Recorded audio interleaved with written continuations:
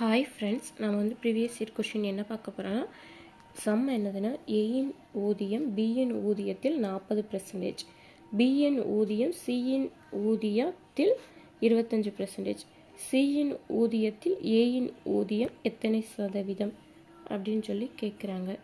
அதாவது ஏயின் ஊதியத்தில் பியின் ஊதியம் 40%. அப்போ ஏஸ் ஈக்குவல் டு 40% ஆஃப் பியா, ஏ பியின் ஊதியத்தில் 40%, அப்போ 40 ஏஸ் ஈக்குவல் டு 40% ஆஃப் பியா, இது பண்ணிவிட்டு ஈக்குவல் டு இது பண்ணி ஏ, அதுக்கப்புறம் ஏஸ் ஈக்குவல் டு 40%னா 40/100, 40/100 எப்படி எழுதலாம்? 0.40, 0.40 அப்படின்னு எழுதலாமா?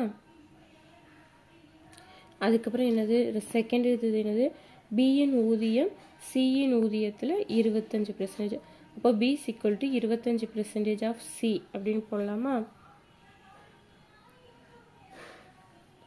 B equal to 25% of C. அப்போ 25 என்னது 25/100, அப்போ 0.25 இன்ட்டு சின்னு எழுதலாமா? இப்போ ஏக்கு என்னது 0.40 இன்ட்டு பி, பி என்னது 0.25 இன்ட்டு சி. அப்போ ஏ ஈக்குவல் டு 0.40, பியோட மதிப்பு தூக்கி இந்த இது ஏல போடலாமா? அப்போ 0.40 இன்ட்டு இது என்னது பியோட மதிப்பு 0.25 இன்ட்டு சி. 0.40 இன்ட்டு 0.25 0.10, ஏன்னா 4 இன்ட்டு 25 100 வருமா? ரெண்டு ஸ்தானம் தள்ளி இந்த ஒரு ஜீரோவும் இருக்கும், அப்போ 1000 வரும். ரெண்டு ஸ்தானம் தள்ளி புள்ளி வைக்கிறதுக்கு 4 ஸ்தானம் தள்ளி புள்ளி வைக்கணும், அப்போ 2 0 கேன்சல் ஆயிரும். அப்போ 0.10 இன்ட்டு சி.